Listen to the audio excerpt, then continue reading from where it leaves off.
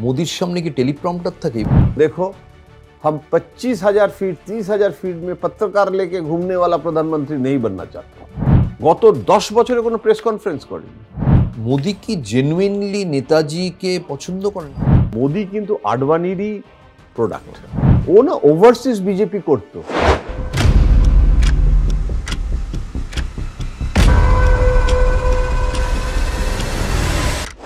আজকের অনুষ্ঠানে আপনারা এমন একজন মানুষের কথা শুনবেন যার সম্পর্কে শুনতে আপনারা পেয়েই থাকেন সাধারণভাবে। সবসময় তিনি খবরে, দেশের প্রধানমন্ত্রী বলে কথা, সবসময় তাকে নিয়ে লেখালেখি, তাকে নিয়ে বলা বলি সবসময় হয়। কিন্তু প্রধানমন্ত্রীর আড়ালে যে একজন ব্যক্তিগত মানুষ লুকিয়ে আছেন তার ঠিকানা কিন্তু আমরা এখনো পাইনি। আজ অব্দি কোনো কুরিয়ার সেই ঠিকানায় আমাদের নিয়ে যেতে পারেনি। আর সেজন্যেই এই কলকাতা টিভি এবং কলকাতা টিভি অনলাইনে এই পলিটিক্সের গ্রিন রুম একদম অন্যরকম একটা অনুষ্ঠান, যেটা পেশাদারের আড়ালে লুকিয়ে থাকা মানুষকে আপনাদের সঙ্গে পরিচয় করানোর চেষ্টা করছে। আর এই চেষ্টাটা এমন একজন মানুষ করছেন যিনি এই রাজনৈতিক নক্ষত্র মহানক্ষত্রদের ভীষণ কাছ থেকে দেখেছেন। আর তাই তিনি প্রধানমন্ত্রী হন কি বিধায়ক কি সাংসদ, সবার এই যে একটা প্রত্যেকের একটা জীবনে একটা বারান্দা থাকে, তার বাড়িতে ব্যালকনি না থাকলেও তার জীবনের একটা ছোট বারান্দা থাকে, সেই বারান্দাতেও তার অবাধ গতিবিধি। সেই জয়ন্ত ঘোষাল আজকে কথা বলবেন দেশের প্রধানমন্ত্রী নরেন্দ্র মোদীকে নিয়ে। নমস্কার জয়ন্ত, প্রথম প্রশ্ন, নরেন্দ্র মোদীর পাসওয়ার্ড কার কাছে আছে? খুব কঠিন প্রশ্ন একদম, কেননা পাসওয়ার্ডে মানে নরেন্দ্র মোদীকে জানা যাবে, খোলা যাবে, নরেন্দ্র মোদীর সমস্ত উন্মোচিত হবে, খুব কঠিন। মানে মনে করো আমার মনে হলো যে একটা কাজ ইয়ে হয় না যে অমুকের ভীষণ ক্লোজ, একে দিয়ে বললে ওটা হয়ে যাবে, সেই লোকটা কি? মানে নরেন্দ্র মোদীর সেরকম কোনো লোক নেই, এটাই নরেন্দ্র মোদীর একটা বড় বৈশিষ্ট্য। মানে জ্যোতিবাবুর যেমন জয়কৃষ্ণ ছিলেন তেমন কেউ নেই না, নরেন্দ্র মোদীর এই জায়গাটাতে অনেকগুলো চরিত্র আছে, মানে একজন চরিত্র। মানে তুমি যদি বলো যে নরেন্দ্র মোদী যেখানে থাকেন সেই বাড়িতে যে তাকে ভিটামিন ওষুধটা গিয়ে দেয়, জলটা গ্লাসে করে দেয়, ওপি বলে একটা ছেলে আছে, ওপি শর্মা, তো সে কিন্তু গুজরাটিও নয়, কিন্তু গুজরাটি যখন চিফ মিনিস্টার ছিল তখনও ছিল ওপি, সবাই ওকে ওপি বলে ডাকে। কিন্তু ওপির কিন্তু সেই ক্ষমতাটা নেই যে কোনো কাজ করানো বা কারোর সুপারিশ গিয়ে বলা, বা ওপিকে দেখাই যায় না। মানে ওপি হচ্ছে ট্যাবলেট এবং চা। হ্যাঁ, মানে ওপির ভূমিকাটা হচ্ছে ওইটা। যেরকম আমি বলছি যে ওপির অ্যাডভাইস উনি নিচ্ছেন তা নয়, কিন্তু ওপির ওপরে ওনার দৈনন্দিন জীবনে মানে এমনকি 3টে জ্যাকেট এনে দিল, কোনটা পরে যাবে, তো সেখানে তো 10টা জ্যাকেট এনে দেয় না, কিন্তু ওপি কিন্তু সকালে 3টে জ্যাকেট এনে দিল বেছে নিজে, তার থেকে উনি হয়তো একটা বাঁচলেন। এইটা হচ্ছে ওর ভূমিকা। কিন্তু ওপির পেছনে লুকিয়ে থাকা মোদির ড্রেস ডিজাইনারটা কে? মোদির ড্রেস ডিজাইনার অনেকে আছে, এবং গুজরাটের একজন খুব বড়, মানে এই যে যেটা মোদির যে কুর্তা, যেটা মোদি জ্যাকেট, এইটার যে ডিজাইন করেছে সে একজন গুজরাটি, এবং তার ওখানে মানে পরবর্তীকালে, এখন তো গুজরাটে অনেকগুলো জয়েন্টও হয়ে গেছে, এবং ওই যে মোদি জ্যাকেট, খুব মজার ব্যাপার, খাদি গ্রামোদ্যোগে সেখানে নেহেরু জ্যাকেট ছিল, এবং সেই নেহেরু জ্যাকেটগুলো বিক্রিও হতো। মোদি জ্যাকেট তো কোনোদিন ছিল না। মোদি আসার পরে নেহেরু জ্যাকেট একটা জায়গার নাম দিয়ে দেওয়া হয়েছে, মানে ওই ডেস্কে, এবং সেখানে মোদি জ্যাকেটগুলো রাখা আছে। মোদি জ্যাকেট এবং নেহেরু জ্যাকেট দুটো পাশাপাশি, মানে এই যে আমরা রাজনীতিতে আলোচনা করি যে নেহেরুভিয়ান মডেল, মোদি সেটাকে কাউন্টার করে একটা বিকল্প মডেল দিচ্ছে, জ্যাকেটের ক্ষেত্রেও মানে যে কেউ এটা কি দেখতে পারে। আমি তো এটা কনট প্লেসে দিল্লিতে দেখেছি, সব থেকে বড় যেটা ওদের যে মানে খাদির, আমি জিজ্ঞেস করলাম যে এটা কি সব জায়গায়, বলে এটা অর্ডার হয়েছে যে সবগুলো খাদির দোকানে, যাতে আর কি, কেননা ডিমান্ড আছে, ইটস এ মার্কেট। কিন্তু এই যে মোদির যারা অদৃশ্যের ডিজাইনার, তারা তো চাইবেন যে আমি একটা প্রতিষ্ঠা পাবো, আমি প্রাইম মিনিস্টারের জন্য ডিজাইন করি, তারা কি সেটা পান না? তারা ব্যবসাটা করছেন, তারা রীতিমতো মানে যথেষ্ট গুরুত্ব পাচ্ছেন তাদের ব্যবসার ক্ষেত্রে, কিন্তু প্রকাশ্যে মোদির জ্যাকেট আমি করছি বলে তাকে পাবলিসিটি দেওয়া বা সেটা কিন্তু তাদের কোনো ভূমিকা থাকে না। কেননা তারা আমি জানি না তারা সেটা চায়ও কিনা, বা হয়তো হতে পারে, কিন্তু এটা মোদির স্টাইল নয় অ্যাকচুয়ালি। মোদির সেটা মানে মোদির তো প্রত্যেকটা ব্যাপারেই, মানে মোদির শুধু জ্যাকেট কেন, মোদির যে প্রত্যেকটা জিনিস ভেবেচিন্তে করে। পাগড়ি, এই যে লালকেল্লায়, প্রত্যেকটা লালকেল্লার 15ই আগস্টের পাগড়িগুলো কিন্তু আলাদা আলাদা ডিজাইন, আলাদা রং, এবং সেগুলো কোনোটা রাজস্থানের, কোনোটা হয়তো অন্য প্রদেশের, এবং সেগুলো ইনফ্যাক্ট আমাকে নরেন্দ্র মোদী একবার বলেছিলেন। আমি নরেন্দ্র মোদীকে জিজ্ঞাসা করেছিলাম যে একটা ভালো খবর দিন, এলাম যখন শুধু খালি হাতে ফিরে যাব, আদতে তো রিপোর্টার, একটা খবর দিন। এটা 2014 পরে, মানে কিছুদিনের মধ্যে 2015 হবে। তখন উনি আমায় বললেন, ক্যা খবর চাইয়ে, ক্যাসে খবর? তখন বললাম যে দেখো, দেশের প্রধানমন্ত্রীকে তো সবাইকে এত ঘনিষ্ঠভাবে আমি পাইনি, তোমাকে পেয়েছি তো একটা দাবি করতে পারি। ক্যাবিনেট রিসাফল কবে হবে বা এরকম। তো খুব জোরে খুব হো হো করে হাসলো, হেসে বললো, ও তো ক্যাবিনেট মিনিস্টার को भी पता नहीं चलेगा, वो तो कैबिनेट जब होगा तब उनको पता चलेगा, वो हम स्टोरी हम नहीं दे सकते हैं। তখন আমি বললাম যে তাহলে একটা কিছু দাও। বলে দেখো, আমি কি পাগড়ি পরে যাই মিডিয়াতে আমি লক্ষ্য করে দেখেছি, আমি তো স্টাডি করি, সেগুলো নিয়েও তোমরা রিসার্চ করো, তোমরা অ্যানালিসিস করো। আমি তাহলে তোমাকে বলে দিতে পারি 15ই আগস্ট আসছে যে আমি কি রঙের পাগড়ি পরে যাব। কেননা স্যাফরন যদি পরে যাই তার মানে আমি হিন্দুত্ববাদী, তোমরাই সব ঠিক করে দাও। আমি যদি স্যাফরন না পরে একটা গ্রে কালারের পাগড়ি পরে যাই, বলবে আরে নরেন্দ্র মোদী কি সেকুলার বাননা চাতা হ্যাঁ। তো আমার পাগড়ির রং নিয়েও তোমরা এক্সক্লুসিভ স্টোরি করতে পারো। তার মানে লোকটা কিরকম ভাবে, আমার একটা কথা মনে হয়েছে গৌতম, যে এই লোকটাকে না যত দেখি আমার মনে হয় যে ও বোধহয় সারাক্ষণ ও নিজে ক্যামেরার সামনে আছে, এটা বোধহয় ওর এইভাবেও ভাবে। মানে ও কোনো একটা মুহূর্ত যখন কেউ নেই, ধরো একা হয়তো দাঁত মাজছে, তখনও হয়তো ওর মানসিকভাবে ভাবছে যে হাউ আই অ্যাম পারসিভড, আমাকে কেউ না কেউ যদি দেখে এখন, মানে দাঁত মাজাটাকেও হয়তো খুব শৈল্পিকভাবে দাঁত মাজার চেষ্টা করবে। মানে এটা আমি মানে কল্পিত একটা আমার মানে ভাবনা। আমি যেটা বলতে চাইছি, গোপন ক্যামেরা সবসময় যেন একটা আছে সবসময়, যেন মানে এই যে তুমি সেদিনকে কার কথা বলছিলে যে আসল বোধহয় ওই অমিতাভ বচ্চন জাভেদ আখতারের কথা, আমার খুব ভালো লেগেছে ওই কথাটা, যেন আমার আবার মনে পড়লো। আসলি अभी कभी दिखता नहीं মোদিও কি আসলি নরেন্দ্র মোদী কবি দিখতা হ্যায়। আমি নরেন্দ্র মোদীকে এত কাছ থেকে সৌভাগ্য হয়েছে আমার দেখার, এবং সেটার জন্য আমি কোনো কৃতিত্ব দাবি করছি না। কেননা আমি বিজেপিটা এমন সময় কভার করতাম যখন বিজেপির 2টো এমপি ছিল, কেউ যেত না বিজেপির পার্টি অফিসের পেছনে নরেন্দ্র মোদী তো থাকতো সার্ভেন্টস কোয়ার্টার, যেটা বিজেপি পুরনো পার্টি অফিস, এখন ওটা নেই, নতুন বিরাট অফিস হয়েছে অশোকা রোড 11 নম্বর। সেই পার্টি অফিসের পেছনে একটা ওই লুটেন্স দিল্লির ওইগুলো ব্রিটিশ পিরিয়ডে তৈরি, তো পেছনে একটা ব্যারাক বলতাম আমরা, ওইখানে ওটা মূলত পরিচারকদের জন্য, এবং সেখানে 2টো এরকম ছোট ছোট ঘর ছিল, একটাতে গোবিন্দাচারিয়া থাকতো, ওরা প্রচারকদের জন্য আরএসএস যারা বিয়ে টিয়ে করেনি ওরা ওইখানেই থাকতো।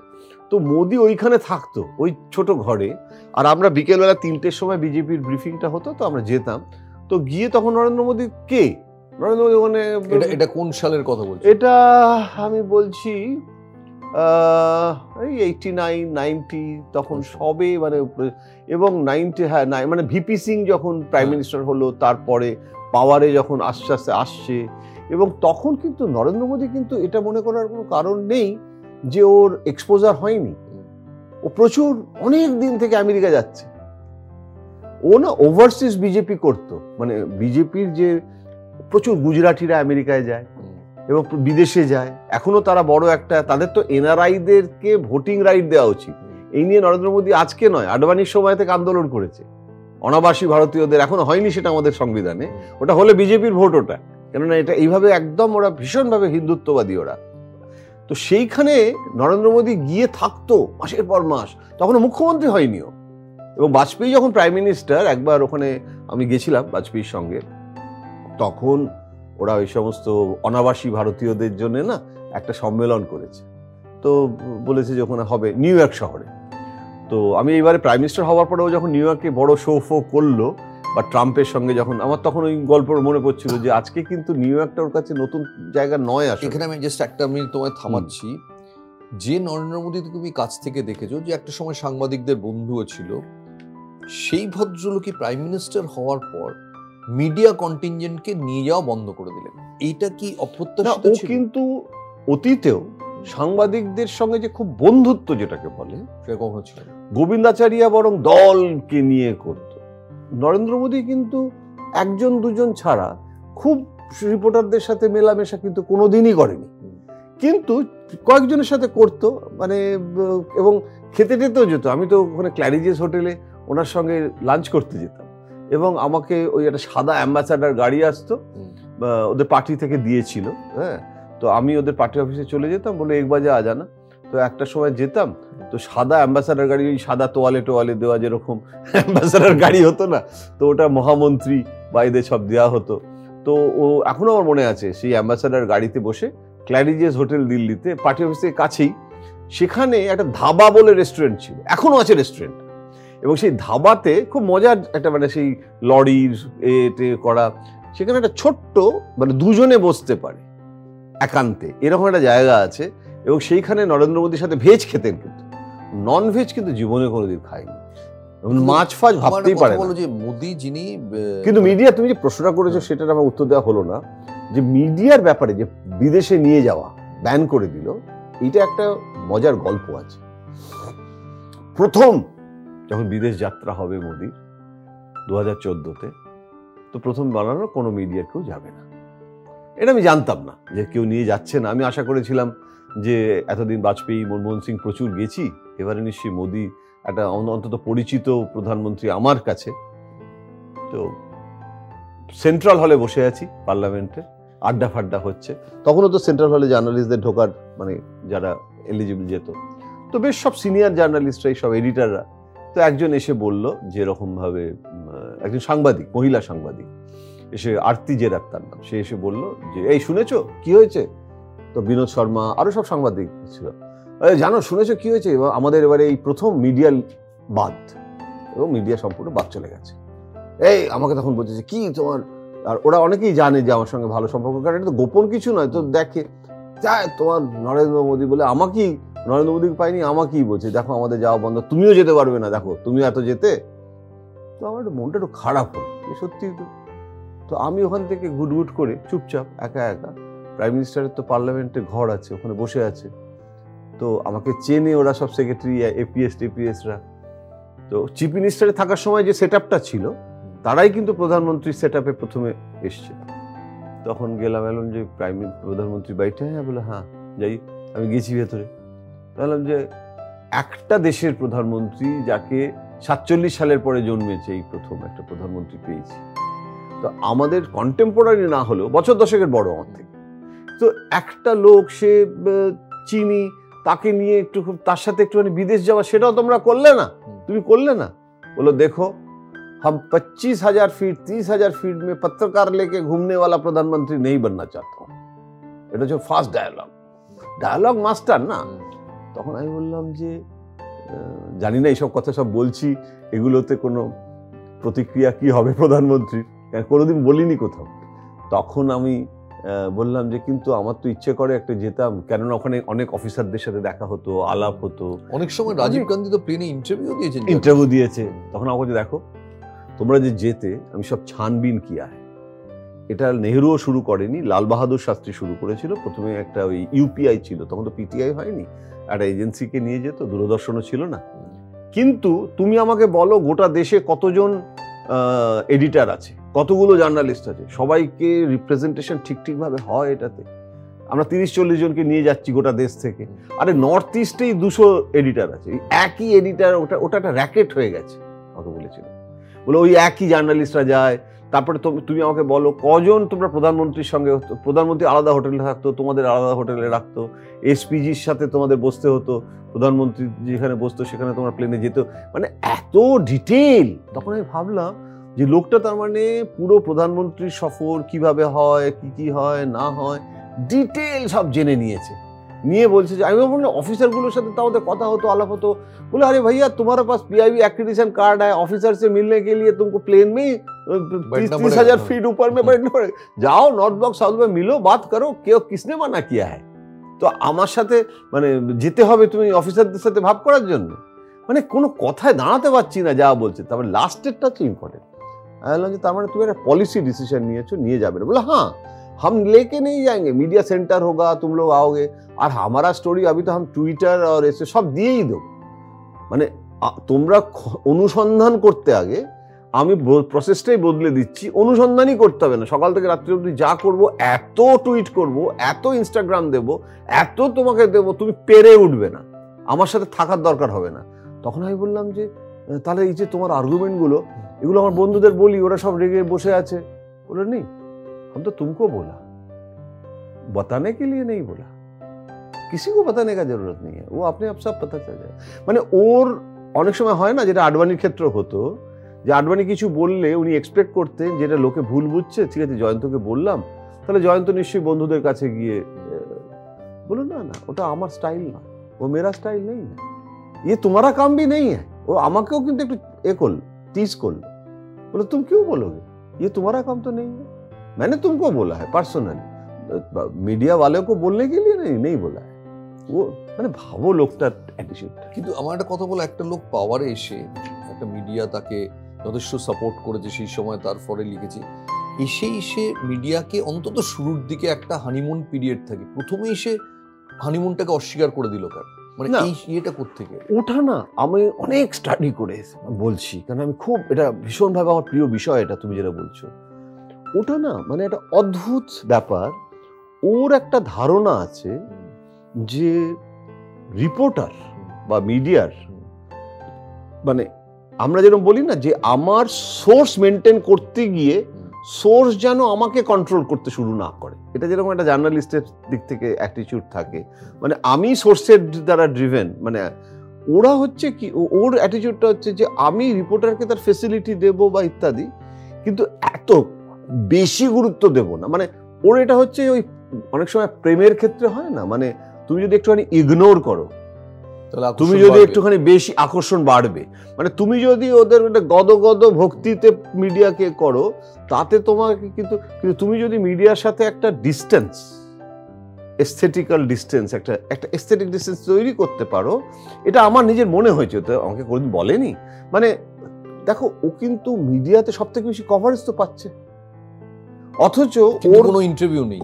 ইন্টারভিউটা যেটা হলো সেটা একটা অন্য ব্যাপার, পিটিআই ছাড়া কোনো ইন্টারভিউ না। ইন্টারভিউটা যেটা হয়েছে সেটা হচ্ছে যে ইন্টারভিউ করে, প্রেস কনফারেন্সই করেনি, গত 10 বছরে কোনো প্রেস কনফারেন্স করেনি। হ্যাঁ, এবং বিজ্ঞান ভবনে মনমোহন সিং প্রেস কনফারেন্স করতো, প্রশ্নের উত্তর দিত, একটাও প্রেস কনফারেন্স করেনি। সে কারণে এটা একটা ওয়ান ওয়ে কমিউনিকেশন। এবং ইন্টারভিউ যেগুলো দেয় সেগুলো কিন্তু আগে কোশ্চেনিয়ার দিতে হয় এবং ওয়েল এডিটেড হয়, এমন নয়। এখন এই প্র্যাকটিসটা কিন্তু রাহুল গান্ধী বা অন্যান্যরাও শুরু করে দিয়েছে, আনফর্চুনেট।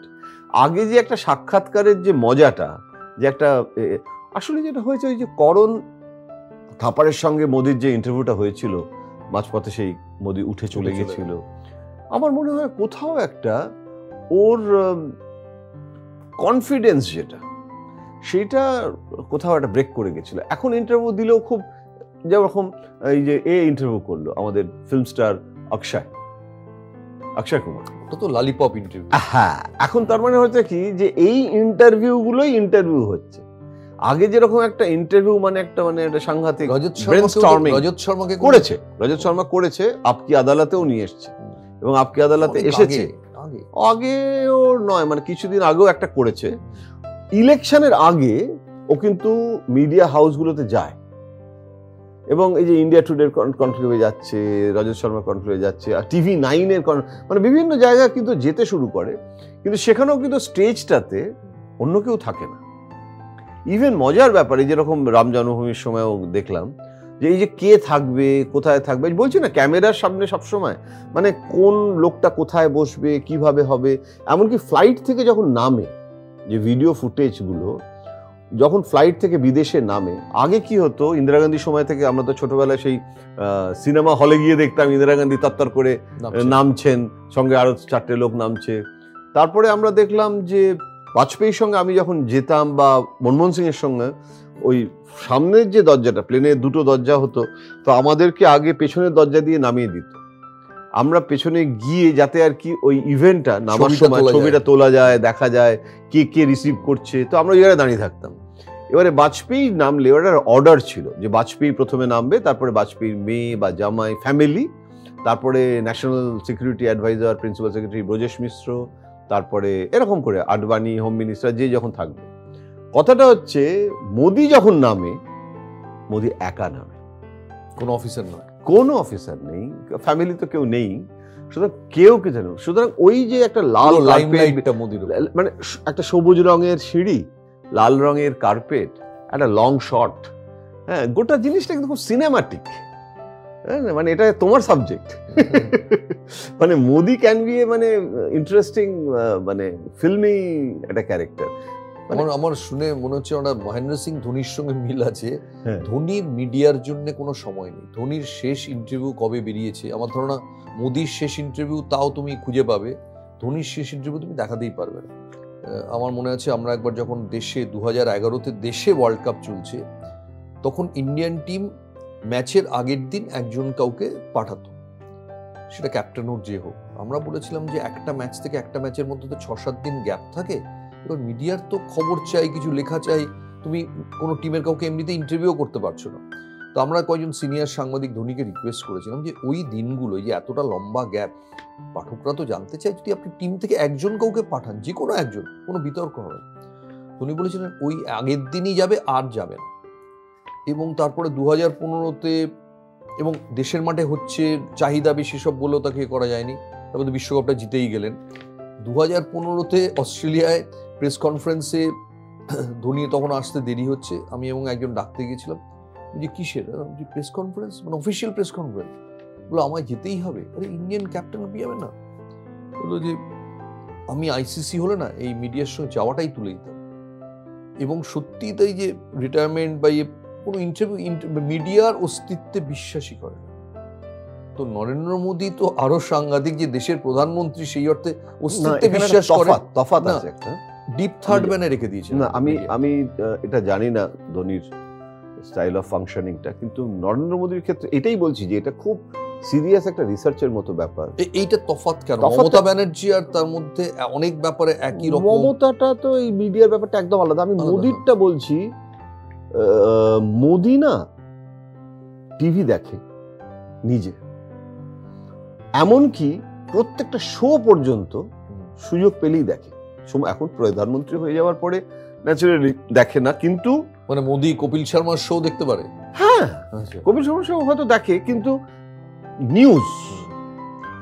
আমাকে এমজে আকবর বলেছিল, তখন ও স্পোক্সম্যান হয়েছে এবং তারপর বিদেশ মন্ত্রী হলো, বলেছিল যে মোদি একটা ওয়ার্ড ওদের মিটিং এ খুব বলে, যে it's not media management, it's a news management. অর্থাৎ সকাল থেকে কোন স্টোরিটা কিভাবে রোল করবে, কিভাবে চলবে, এই যে রাম জন্মভূমি হবে, 15-20 দিন আগে থাকতে ওদের রিসার্চ টিম আছে, এবং প্রাইম মিনিস্টারের অফিসেও একটা নিজস্ব, প্রধানমন্ত্রীর অফিস বলে নয়, প্রধানমন্ত্রী একটা নিজস্ব টিম আছে। আমি এদের অনেকে চিনিও, আমি নামগুলো বলছি না। একটা প্রসেসে বিশ্বাস করে একদম। এবং সেখানে পার্টির একটা অমিত মালভিয়ার টিম আছে, প্রাইম মিনিস্টারের নিজের টিম আছে, এবং একটা নয় 3-4টে গবেষণা, মানে সার্ভে হয় সব ব্যাপারে, কোন স্টোরিটা কিভাবে হবে। সুতরাং এমন নিউজটাকে আমি ক্রিয়েট করে দেবো, আমি ইভেন্টটাকে ক্রিয়েট, ধরো আমি নিউজটাও ডিজাইন করব, ম্যানুফ্যাকচার্ড একদম। মানে রামনবমী আসছে, আচ্ছা রামনবমীটা, আমি যে রাম জন্মভূমিটা করলাম, আমি এটা কল্পিত বলছি, রাম জন্মভূমিটা যে হলো, এত তো গোটা দেশ জুড়ে একটা উত্তাল হয়ে গেল, বালক রামের প্রাণ প্রতিষ্ঠা হলো। আচ্ছা, আমরা রামনবমীর দিনটাতে কি আবার এটাকে রিভাইভ করানো যায়? রিভাইভ করতে গেলে কি হতে পারে? আমাকে রিপোর্ট দাও, তুমি রিপোর্ট দাও। আচ্ছা, এটাকে দুবারা হো সকতা হ্যায়। একজন হয়তো বললো যে দুবার আর হয় না, যেটা একবারে হয়ে যায়। মোদির থিঙ্ক ট্যাঙ্ক কি মোদি নিজেই? মোদির থিঙ্ক ট্যাঙ্ক না, এই জায়গাটাতেই আমি বলছি যে মমতার ক্ষেত্রে যেটা তুমি বলছিলে, মমতার মধ্যে যেটা স্বতঃস্ফূর্ততা আছে, মোদির ক্ষেত্রে যে স্বতঃস্ফূর্ততা অনেক কম। মানে মোদি আইবল কন্ট্যাক্টও কার সঙ্গে করবে, কার সঙ্গে করবে না, এভরিথিং ইজ ডিটারমাইন্ড। মানে রাম জন্মভূমির দিন ওই যে একটু হেঁটে সবার সাথে যেতে যেতে একবার অমিতাভ বচ্চনের সামনে এসে দাঁড়িয়ে গেল, একটা কানে একটা কি কথা বললো, হয়তো কিছুই নয়, ফালতু হয়তো ওটা, কিন্তু কিন্তু ওই যে দেখালো ওর যে সখ্য, ওই যে বডি ল্যাঙ্গুয়েজ, জানে অমিতাভ বচ্চনের একটা ফলোয়ার্স আছে, ও কিন্তু একটা ছোট্ট 1 সেকেন্ড ব্যয় করে, এবং এটা কিন্তু আগে থাকতে ঠিক করা আছে, এটা ভেবো না যে ওটা আরে তুমি অমিতাভ কখন এসছো, এরকম ব্যাপারটা নয়। আমি তো তোমাকে দেখিনি, ব্যাপারটা এরকম নয়, বললেও সেটা সাজানো। তো এই যে গোটা জিনিসটা না, এটা একটা অসাধারণ মানে মানে ওর মানে আর্ট, মাইক্রো ম্যানেজমেন্ট। আরে বাপ রে বাপ, মানে আবার আইবল কন্ট্যাক্ট অনেক সময় করবে না। অনেক নেতা হেদিয়ে মরে যে একবার আমার দিকে তাকাক, এরকম করে করে বিয়ে বাড়ি টিয়ে বাড়িতে যখনই যায় একদম স্ট্রেট চলে যায়, চেনা লোককে দেখলেও চিনতে পারবে না। আবার হয়তো বাড়িতে ফিরে গিয়ে বা গাড়িতে বসে হয়তো সেই লোকটাকে আবার মোবাইলে ফোন করতে পারে, আমি তোমায় দেখলাম এই ইত্যাদি কথা হতে পারে, কিন্তু ওই পাবলিকলি করবে না। এটা কিন্তু আডবাণী করতো না। কোনো আডবাণী কিন্তু দেখা হলেই যে কোনো ভালো লাগার লোককে দেখলে পিঠে হাত দিত, দেখা করতো, ও করে না। ও দুম করে কারো মোদির থিঙ্ক ট্যাঙ্কে এটা কে ঠিক করে? আমি বলছি না, এই জায়গাটাতেই কিন্তু বুঝতে হবে এটা ভালো দিক। একটা লোক মুখ্যমন্ত্রী হয়েছে, এমএলএ ছিল না, প্রধানমন্ত্রী হয়েছে, এমপি ছিল না, মানে এমএলএ হওয়ার আগে চিফ মিনিস্টার হয়ে এমএলএ হয়েছে, এমপি হওয়ার আগে, তো এটা কোথাও তো একটা তার সাফল্যের একটা ব্যাপার আছে। আমি বলছিলাম না যে আমেরিকাতে বাজপেয়ী যে সভা করেছিল, বাজপেয়ী আমার সামনে বলছে তুমি দুদিনের মধ্যে এরকম একটা বললাম, এত লোককে জড়ো করে ফেলেছো এখানে আমেরিকাতে, ওর মধ্যে কিন্তু একটা ব্যাপার ছিল। এখন মোদির যেটা করে, মোদি কারোর অ্যাডভাইস নেয় না, সম্পূর্ণ ভুল ধারণা মোদির। হ্যাঁ, মোদি সবসময় কিন্তু পার্টির লোকেদের কাছ থেকে যে অ্যাডভাইস নেয় তা নয়। মোদির একটা আলাদা সেট অফ পিপল আছে, তাদের মধ্যে কেউ কেউ পার্টিতে বা ক্যাবিনেটে নিয়ে আসে ওর পছন্দের, মূলত এক্সপার্টদের ওপিনিয়ন নেয়। এটা কিরকম, ওই যে প্রণব বাবু একবার বলেছিল একটা লয়ার আসবে, এবার তুই যা বুঝলি, সুপ্রিম কোর্টের একজন লয়ার আসছে। বললাম কেন? বললো না কনস্টিটিউশনের ব্যাপারে একটু অ্যাডভাইস নেবো। বললাম যে আপনি অ্যাডভাইস নেবেন? আপনি তো সারাক্ষণ কনস্টিটিউশন নিয়ে ঘোরেন প্রণব মুখার্জি, আপনি আমার অ্যাডভাইস দেবেন কি? বলে শোন, ওই সুপ্রিম কোর্টের যারা লয়ার না, তারা অ্যাডভাইসটা রাষ্ট্রপতিকে দেওয়ার জন্য আমি একটা তাদেরকে পেমেন্টও করব অফিসিয়ালি, রাষ্ট্রপতির এটা অধিকার, এবং গাড়ি গেছে রাষ্ট্রপতি ভবন থেকে, এটা একদম মানে এটাও কনস্টিটিউশনাল। কিন্তু ওই আমি তো পলিটিক্সের লোক, আমি তো কনস্টিটিউশনাল লয়ের লোক নই, আমার ওটা আমার ঘাটতি। তো ওটা আমাকে জানতে হবে যে এই যে ক্যাপিটাল পানিশমেন্টটার পক্ষে বিপক্ষে ক্যাবিনেট নোট পাঠিয়েছে, আমি ওটা লিগাল এটা বুঝবো আজকে। তো এটার মধ্যে কোনো লজ্জা নেই, কিন্তু প্রাইম মিনিস্টার কিন্তু বোঝেন। মানে আমি কার উদাহরণ দিচ্ছি যে মোদিও এরকম ইকোনমিস্টদের কাছ থেকে সব ব্যাপারে, ফিল্মের ব্যাপারে সমস্ত। আবার অনেক সময় অরুণ জেটলি যখন ছিল খুব সুবিধা হতো, অরুণ জেটলিকে অনেকগুলো দায়িত্ব দিয়ে দিত যে তুমি একটু এটা করে, একবার সেই তখন ফিল্মের সেই পুনে ফিল্ম ইনস্টিটিউটের সেই যুধিষ্ঠিরকে নিয়ে বিতর্ক হচ্ছিল, তো প্রাইম মিনিস্টার তো কিচ্ছু জানে না, পুনে ফিল্ম ইনস্টিটিউট এসব পুরো জিরো নলেজ তখন। তো অরুণকে বললো, অরুণ বললো তো আমি বললো তুমি আগে হোমওয়ার্ক করো, একটু ডাকো ফাঁকো। তো অরুণ ডেকে নিয়ে এসেছিল ওদেরকে সবাইকে, একটা প্রায় 20 জন।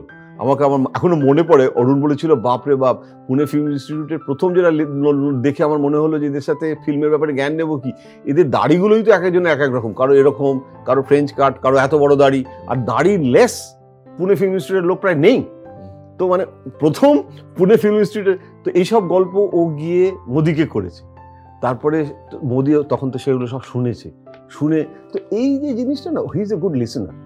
একটা কথা বলো, মন্দিরের যে লিস্টটা হয়েছিল যাদের ডাকা হবে এবং হবে না, একটা উল্লেখযোগ্য অনুপস্থিতি অমিত শাহ। অমিত শাহর কি পেট খারাপ হয়েছিল সেদিন? না, নেমন্তন্ন না না না, ব্যাপারটা হচ্ছে যে অমিত শাহ থেকে শুরু করে রাজনাথ থেকে শুরু করে সব, আডবাণীকেও তো বলো না, আডবাণী যেতে চেয়েও ছিল, আডবাণীকে বলেছিল এবং আডবাণীকে হ্যাঁও বলে দিয়েছিল। মজার ব্যাপার হচ্ছে অযোধ্যার যে হোস্ট সেটা কিন্তু মোদি নয়, অযোধ্যার কিন্তু ওটা একটা ন্যাস বলে, মানে একটা ট্রাস্ট, তারা অর্গানাইজ করেছে। এবং তুমি জানো হয়তো ওখানে কিন্তু গভর্নমেন্ট অফ ইন্ডিয়ার কন্ট্রিবিউশন খুব কম ফাইন্যান্সিয়াল, ওদের মধ্যে কত 2 কোটি বা এরকম, মানে যেখানে বাকি সব ইন্ডাস্ট্রির লোকেরা, এরা তুমি বলতে পারো যে ওটা প্রধানমন্ত্রী বা সরকারেরই প্রচ্ছন্ন সমর্থনে সবাই ঢেলে দিয়েছে, কিন্তু টেকনিক্যালি তুমি বলতে পারবে না যে ওটা বিজেপির host, government of India host, টাকা নেই। অথচ পুরো স্ক্রিপ্টটা, অর্থাৎ কে থাকবে, মোহন ভাগবত আর উনি ছাড়া, এমনকি ওখানে ভেতরে যে গর্ভগৃহের ভেতরে কে ঢুকবে কে ঢুকবে না, মানে সমস্ত কিছু প্রাইম মিনিস্টার টিক মেরে করে সব লিস্ট বানিয়ে এভরিথিং। এবং কে করেছে এগুলো? করেছে তো নৃপেন মিশ্র, যে প্রধানমন্ত্রীর প্রিন্সিপাল সেক্রেটারি ছিলেন, তাকে ওখান থেকে সরিয়ে দিয়ে অযোধ্যা ন্যাসের এই পুরো মেনটেনেন্সের চেয়ারম্যান বানানো হলো। তখন কেউ জানেই না যে এটা এরকম একটা হবে। তখন অনেকে বললো যে নৃপেন মিশ্রকে তাহলে সরিয়ে দিল, তারপরে ওখানে গন্ডগোল হচ্ছিল পিএমওতে কিছু, কিন্তু সেই লোকটা ইউপি চিফ সেক্রেটারি ছিল। সেই লোকটা নৃপেন মিশ্র মানে রীতিমতো পোড় খাওয়া একজন আইএএস অফিসার, সে লক্ষ্ণৌটা জানে এবং যোগী এবং মোদির মাঝখানে কোঅর্ডিনেট করে এই যে পুরো জিনিসটা নামানো, তার কি পার্সন ছিল ও, এবং এই যে স্ক্রিপ্টটা যেটা সবটাই তার মানে প্রাইম মিনিস্টারের কন্ট্রোলে হলো, অথচ প্রাইম মিনিস্টার নেই, অথচ প্রাইম মিনিস্টার সেখানে এবং যারা যারা স্পিচ দিয়েছে সেদিন, তারা যে মোদির ভক্তি বা সেই স্পিচগুলো পর্যন্ত আগে থাকতে তৈরি করা হয়েছে। আচ্ছা, একটা কথা বলো, মোদির যে বক্তৃতাটা আমরা যেরকম টেলিভিশনে দেখি, সামনে একটা টেলিপ্রম্পটার নিউজ রিডারদের সামনে থাকে, মোদির সামনে কি টেলিপ্রম্পটার থাকে? বড় বড় থাকে, টেলিপ্রম্পটার থাকে, এবং ওটা খুব আধুনিক। এটা আমি প্রথম নজর করেছিলাম ভাইব্রেন্ট গুজরাটে। ও যখন গেল তখন প্রাইম মিনিস্টার হয়েছে 2014 পরে, ফার্স্ট ভাইব্রেন্ট গুজরাট। আমি প্রত্যেকটা ভাইব্রেন্ট গুজরাটে যেতাম এবং ভাইব্রেন্ট গুজরাটে অনেক স্টোরিও হতো। যখন ও মুখ্যমন্ত্রী তখন থেকে কি ভাইব্রেন্ট গুজরাটটাকে কি লেভেলে নিয়ে গেল। যাই হোক, তো ভাইব্রেন্ট গুজরাট হচ্ছে আমাদের যেরকম এখানে হয় বিশ্ব বাংলার যে, তো ওই একই শিল্প।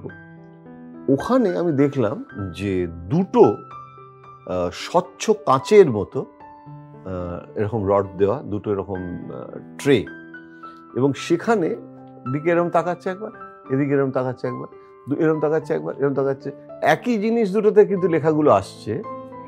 এবং উনি, আমি ওই স্টেজের ওদিক থেকে গিয়ে বোঝাচ্ছে, তুমি না দূর থেকে দেখতে পাবে না, ওই অনেক সময় দেখেও বোঝা যায় না, দেখেও বোঝা যাবে না। এবং এই যেরকম আজকাল অ্যাপেলের ফোনে হয়েছে না, যে তুমি সাইডে বসে থাকলেও তুমি স্ক্রিন দেখতে পাবে না, একটা ডিভাইস আছে না যেখানে লাগিয়ে দিলে তুমি ধরো ফ্লাইটে যাচ্ছ, তোমার প্রাইভেসির জন্যে তোমার পাশের প্যাসেঞ্জার কিন্তু তোমার ওটা কালো দেখবে, তুমি দেখতে পাবে। তো ওইখানে ওই মেকানিজমটাও আছে, মানে তুমি লেখাগুলো পড়তে পারবে না, কিন্তু উনি কিন্তু ওটা লেখাগুলো দেখতে পাচ্ছেন। এবং লেখাগুলো না ওই কালো স্ক্রিনে, মানে এই সাদা যে এটা, ওটাতে কালোতে সাদা অক্ষরে আসে, হ্যাঁ, কিন্তু সাদা অক্ষরে এলো তুমি আমি দেখতে পাচ্ছি না, উনি দেখতে পাচ্ছেন। এটা আমার ধারণা বিদেশে এটা আরো আগে ক্লিনটন খুব নাকি ইউজ করতো। ভারতবর্ষের প্রধানমন্ত্রীদের মধ্যে মোদি সম্ভবত প্রথম, এবং ভারতের প্রধানমন্ত্রী হিসেবে অনেক কিছু উনি প্রথম করেছেন। যেমন এই যে প্রেসকে না নিয়ে যাওয়া। আমেরিকা অবশ্য যেটা করে সেটা হচ্ছে যে ওই ফ্লাইটে না নিয়ে গেলেও আর একটা বিমান, যেটাতে ট্রেড এবং মানে ইন্ডাস্ট্রিয়াল এবং মিডিয়া লোকেদের নিয়ে আসে, এবং টিকিটটা তাদেরই কাটতে হয়, স্টেট দেয় না আমেরিকান, কিন্তু আলাদা একটা ফ্লাইট আসে। আমাদের এখনো অতটা এগোয়নি, হয়তো কোনো একদিন মোদি সেটাও করতে পারে, আমেরিকান ভাবনা। কিন্তু এই যে ফ্লাইটে না নিয়ে যাওয়া, আমেরিকান প্রেসিডেন্ট কিন্তু মিডিয়া নিয়ে যায় না। তারপরে এই যে 2014-তে পুরো ক্যাম্পেইনটা, প্রি 2014 মানে ওনার প্রধানমন্ত্রী হওয়ার আগে সমস্ত ব্যাপারটা কিন্তু ওই আমেরিকান টিম যেরকম ভাবে ওরা করে, ইলেকশন, এটা আমাদের দেশে কিন্তু রাহুল গান্ধীও আমাকে বলেছে যে এটা তো একটা মানে ভার্চুয়াল রিয়েলিটি করে ফেললো। রাহুল গান্ধী কিন্তু বুঝে গেছিল যে ইলেকশনে হারছে। কিন্তু তাহলে তো মোদির পিকে কে নিয়ে বসিয়ে রাখা উচিত ছিল, সেটা কেন? না, পিকের সাথে ও আজও সম্পর্ক কটু নয়, এটা আমি একদম নিশ্চিত। অমিত শাহর সাথে পিকে সম্পর্ক মধুর নয়, কিন্তু প্রাইম মিনিস্টারের সাথে ওর কোনো ঝগড়া হয়নি। প্রাইম মিনিস্টারকে প্রথম তো ওই এ সমস্ত করেছে। পিকের যেটা প্রবলেম হয়ে গেছিল কি, পিকের ক্লায়েন্টের সংখ্যা বেড়ে গেল, এখন এক্সক্লুসিভিটিটা পিকে রাখলো না। এখন ও তুমি জগনকে, তুমি ক্যাপ্টেন অমরিন্দর চিফ মিনিস্টার, তারপর তুমি এতগুলো লোকের প্রফেশনাল যদি হও, মানে এইটা না একটা অদ্ভুত ব্যাপার হয়ে যাচ্ছে। মানে আমরাও প্রফেশনাল জার্নালিস্টরা, আমরা তো সকলের কাছে যাব। আজকাল হয়ে গেছে কি, পলিটিশিয়ানরা যেরকম যে আমার জার্নালিস্ট, আমার সার্ভে, আমার যে কংগ্রেসের করে সে বিজেপির কি করে করবে। কিন্তু পিকের বক্তব্য হচ্ছে যে আমি তো প্রফেশনাল, যেটা আমেরিকাতে তুমি ফলো করছো, আমেরিকানরা তো এটাই করে, তো আমাকে তুমি ডাকো। আর আমি তো লয়াররা, তারা একটা ক্লায়েন্টের কথা কি আর একটা ক্লায়েন্টকে বলে না, তো সেই গোপনীয়তাটাও রক্ষা করছি। কিন্তু সেটা সামহাও, আমি ভেতরের ব্যাপার জানি না, অনেকে বলে আরো অন্য কারণ থাকতে পারে, কিন্তু পিকের সাথে কটুতা নেই। কিন্তু মোদির ইন দ্য মিন টাইম আরো অনেক থিঙ্ক ট্যাঙ্ক, আরো অনেক সব এসেও গেল। এই যে পীযূষ গোয়েলের ছেলে, ও আমেরিকাতে ওই মোদির টিমটাতে ছিল, বাচ্চা ছেলে, এবং ওর আমি গল্প শুনেছি সব, যে কি ভয়ঙ্কর পরিশ্রম করতে হতো। মানে এটাতে কিন্তু কোনো মানে এরকম নয় যে আমি একটা মানে পার্টি অফিসে গিয়ে বসে চা খাচ্ছি, ক্যারাম খেলছি, আর একদম পুরো কর্পোরেট অফিসের মতো। মোদি অজিত ডোভাল সম্পর্কে এত উচ্ছ্বসিত, এটা কারণটা কি? না, অজিত ডোভাল আর জয়শঙ্কর ও কিন্তু দুজনকেই গুরুত্ব দেয়, এবং দুজনের রোল আলাদা, দুজনের মধ্যে সম্পর্ক খুব খুব মধুর নয়, কিন্তু দুজনেরই ইউটিলিটি আছে। অজিত দোভালের শরীরটা খারাপ যাচ্ছে, চেইন স্মোকার, আর ওই যেটা বুদ্ধবাবুর হচ্ছে ওটা ওনার মধ্যে আসছে একটা প্রবলেম, রেসপিরেটরি প্রবলেম, অত্যাধিক স্মোকিং এর জন্য, খাওয়া দাওয়ারও অনিয়ম আছে। কিন্তু অজিত দোভালকে আজকে নয়, অজিত দোভাল যখন আডবাণীর আইবি চিফ ছিল, একটা জিনিস ভুলে গেলে চলবে না, যে মোদি কিন্তু আডবাণীরই প্রোডাক্ট। তার ফলে আডবাণীর যারা ঘনিষ্ঠ, এখনো কিন্তু মোদির যারা লোক, তারা অনেকেই কিন্তু আডবাণীর সঙ্গে কাজ করা লোক। বাজপেয়ী আডবাণী, এই যে রেলমন্ত্রী করেছে অশ্বিনীকে, ও তো বাজপেয়ীর ডেপুটি সেক্রেটারি ছিল প্রাইম মিনিস্টার অফিসে। প্রত্যেকটা লোক, হ্যাঁ, যারা মোদির সাথে। কিন্তু যে আডবাণী অযোধ্যার প্রথম 6 ডিসেম্বর 1992, যেটার সঙ্গে আডবাণী এত কানেক্টেড বলা হয়ে করায়, তিনি কিন্তু রাম মন্দিরে নেই।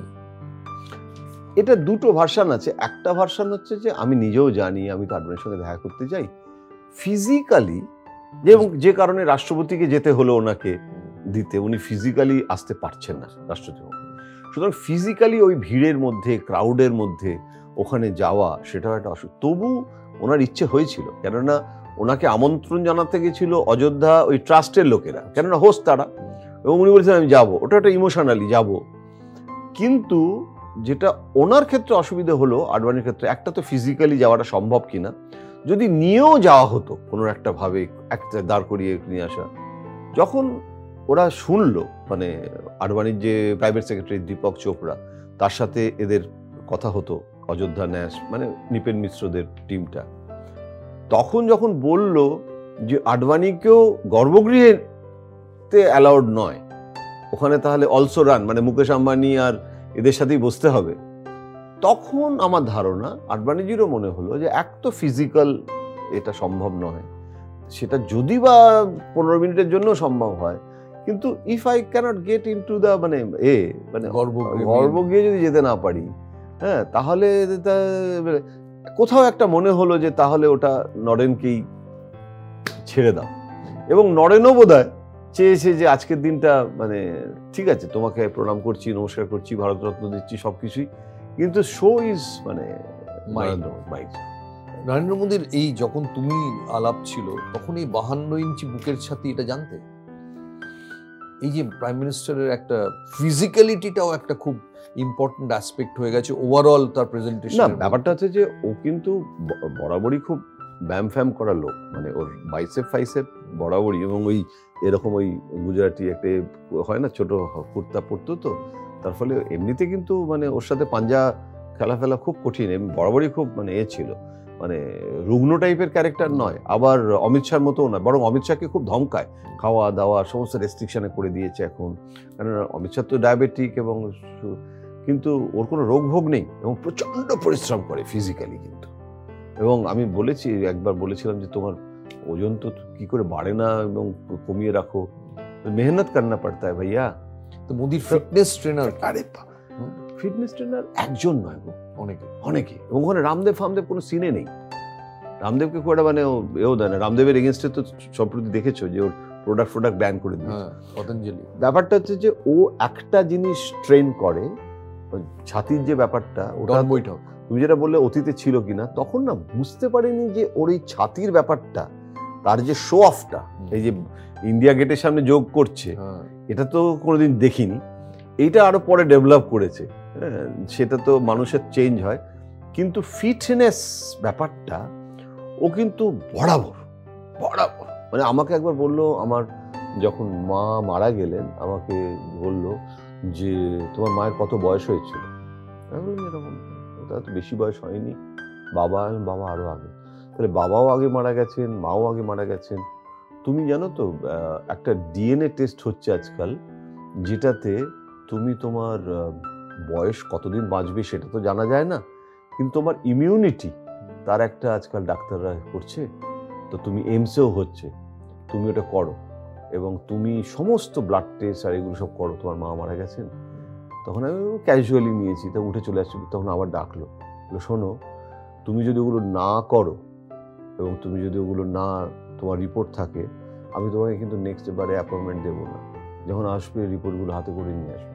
তো ও না অন্যদের মধ্যেও তো চেষ্টা করে। মমতা ব্যানার্জি যেরকম ডাক্তারি একটা ইয়ে আছে, মোদিরও আছে না, মোদির অতটা ডাক্তারি ব্যাপারটা নেই, কিন্তু মোদির ফিটনেস ব্যাপারটা, এই যে আমি জানতাম না, আমি এখনো জানি না, নামটা বোধহয় ভুলেও যাবো, একটা আমেরিকান মেথোডোলজি আছে যেটা নিয়ে খুব পরিশ্রম করতে হয়। তো ওই কি রোলার ফোলার নিয়ে, তারপরে এটা একটা সম্পূর্ণ আধুনিক একটা মানে শরীর চর্চা, নামটা ভুলে যাচ্ছি, সেইটাও ও করে।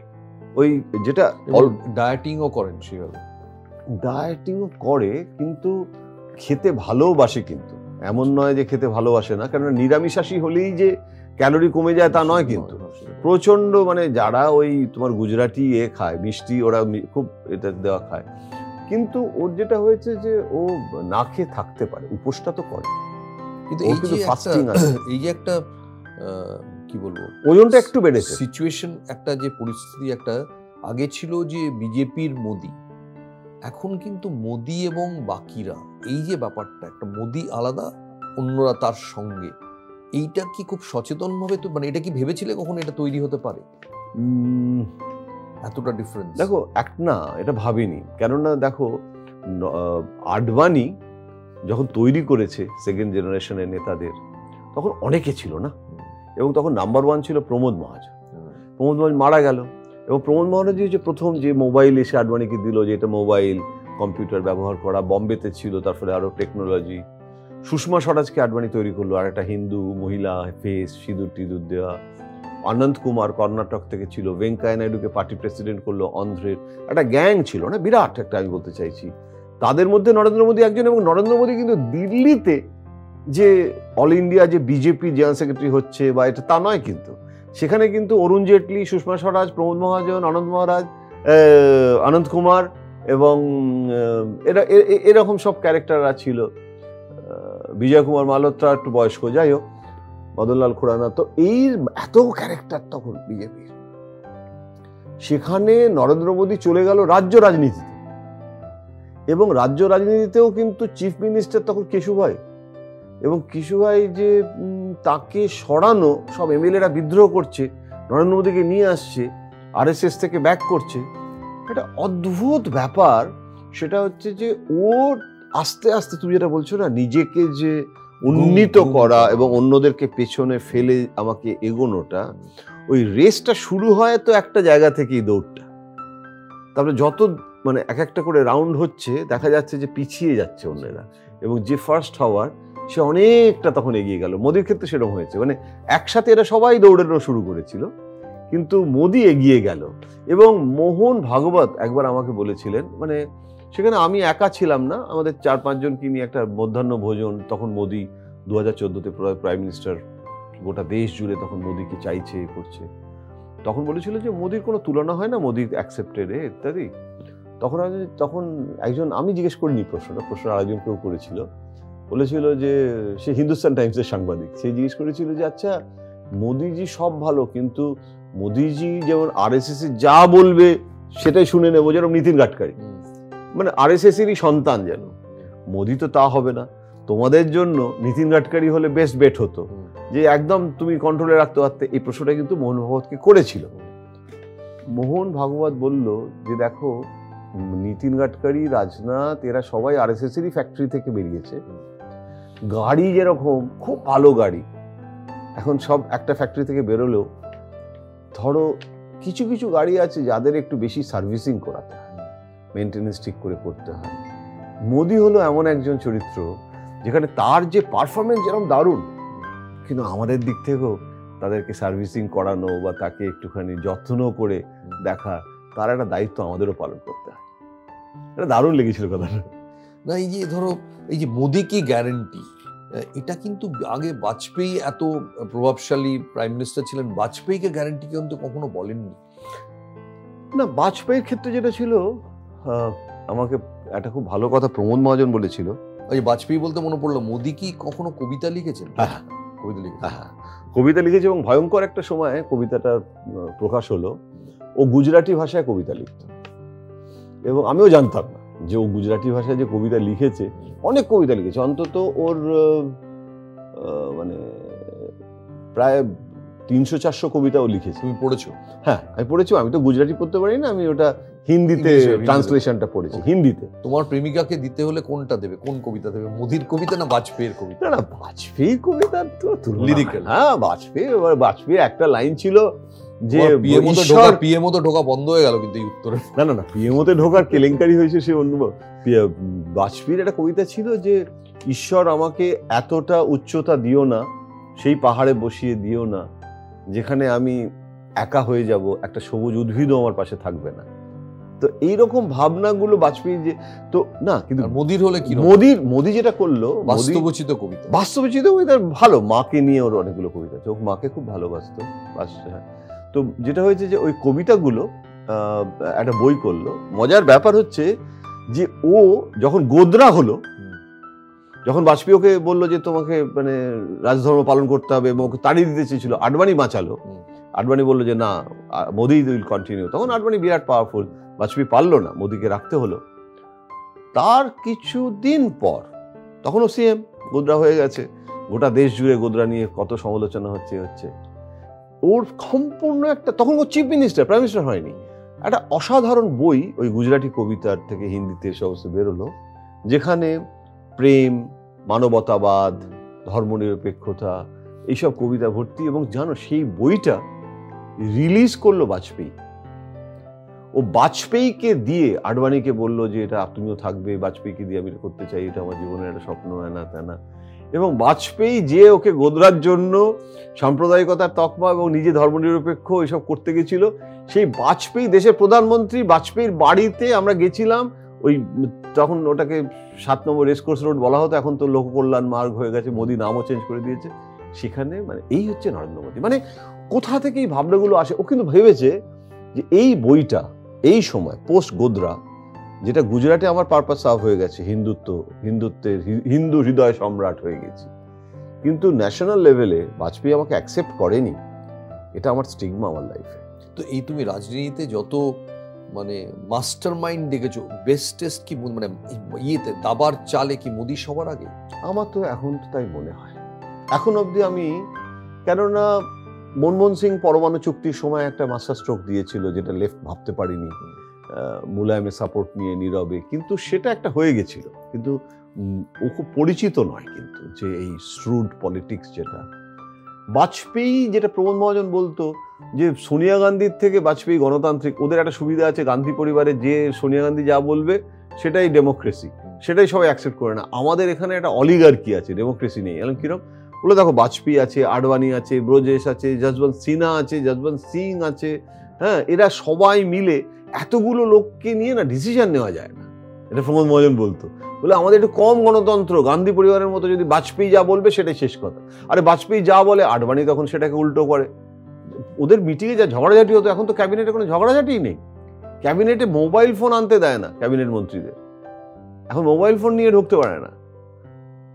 এবং অনেক বিজেপির মানে খুবই সামান্য কিছু লোকের সঙ্গে আমার পরিচয় আছে, তাদের কথা শুনলে মনে হয় তারা মোদির ফ্যান, মানে তারা শুধু মোদির সঙ্গে কাজ, কলিগস নয়, মানে এই যে একটা স্ট্যাটাসটা বাড়িয়ে নেওয়া, এটাও তো মোদি। না, এটা সবাই যে একদম হৃদয় দিয়ে মানে সবাই ভালোবাসে বলে, আমি সবটা সেটাও একটুখানি মানে একটু ওই যেটাকে বলে কি লবণ যুক্ত করে নেওয়া ভালো, with a pinch of salt.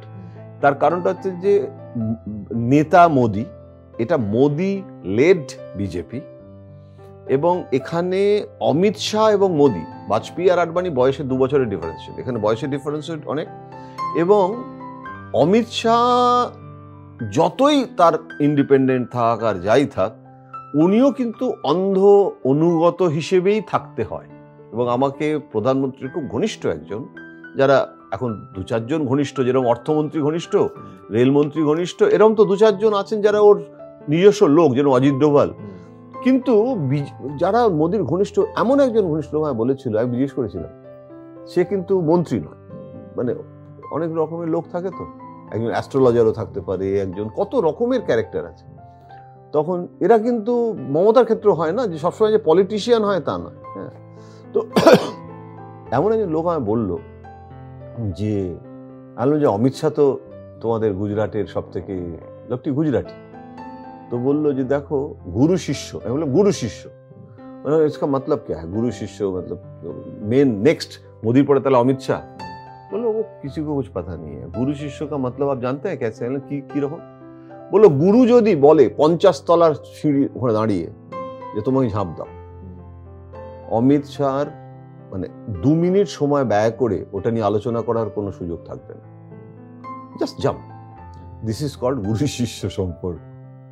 তো তার মানে কি? তার মানে হচ্ছে যে অমিত শাহ কখনো মোদিকে চ্যালেঞ্জ করবে সেই জায়গাটাও কিন্তু আডবাণী কিন্তু বাজপেয়ীকে চ্যালেঞ্জ করেছিল বেশ কয়েকবার, প্রধানমন্ত্রী হওয়ার চেষ্টাও করেছিল এবং বাজপেয়ীর কাছে গিয়ে রজ্জু ভাইয়া আরএসএস এর লিডার, সে গিয়ে বলেছিল আপনি রাষ্ট্রপতি হয়ে যান আর আডবাণীকে প্রধানমন্ত্রী করে দিন। এই যে মোদি প্রণববাবুকে সেকেন্ড টার্মটা দিলেন না, দিলেন না কেন? তার কারণ এটা মোদি স্টাইল। স্বপন দাশগুপ্তকে সেকেন্ড টাইম রাজ্যসভা না দেওয়ার মতো। মানে তুমি, আমি একটা উদাহরণ দিচ্ছি, ধরো বিজয় গোয়েল। বিজয় গোয়েল কিছুই পায় না, দিল্লির একজন প্রবীণ নেতা, তার বাবা স্পিকার ছিল, হ্যাঁ, তো দিল্লির স্পিকার ছিল। তো বিজয় গোয়েল বৈশ্য সম্প্রদায় বানিয়া সবসময় বলে ওর স্বপ্ন ছিল যে দিল্লির মুখ্যমন্ত্রী হবে, একটা বানিয়া হলে দিল্লি রিপ্রেজেন্ট করে, কিছুতেই হলো টলো না। তো মোদির পেছনে পেছনে ঘুরে অটল বিহারী বাজপেয়ীর সময় প্রাইম মিনিস্টারের মন্ত্রী ছিল, পিএমওর মন্ত্রী ছিল, রঞ্জন ফঞ্জনরা বাবজি বলতো, বিজয় গোয়েলও দেখতাম বাবজি বাবজি বলে ডাকে, তো এত ঘনিষ্ঠ। তখন দেখেছি নরেন্দ্র মোদীকে কিরম অবস্থায় সেসব, এখন গিয়ে এত করলো, করে হঠাৎ তো এমপিও নেই, সব শেষ হয়ে গেল। আলো যে তুমি কি আবার রাজ্যসভা পাবে? তো বললো যে मोदी जी यूजुअली अगर आपको कुछ दिए हैं वो रिपीट शो नहीं होता है, रिपीट शो नहीं होता है, একই শো एक ही शो होता है। তখন বলছে যে তাহলে কি হবে? বলছে যে আমি চেষ্টা করছি যদি কিছু পাওয়া যায় ওটা, না হলে এইবারে ওকে বললো যে তুমি গান্ধী পিস একটা ফাউন্ডেশন আছে ওখানে, গান্ধীর যে ওই 30 জানুয়ারি মার্গে যে গান্ধীর যে ভবনটা, সেখানে ওকে একটা কি করে দেবে। তখন ও দেখছি মন মরা হয়ে আছে, কংগ্রেচুলেশন, খুশি না। তখন আমি বললাম যে चुनाव आ रहा है, इसके पहले मुझे गांधी का ये दे दिया, इसका मतलब मुझे टिकट नहीं मिलेगा।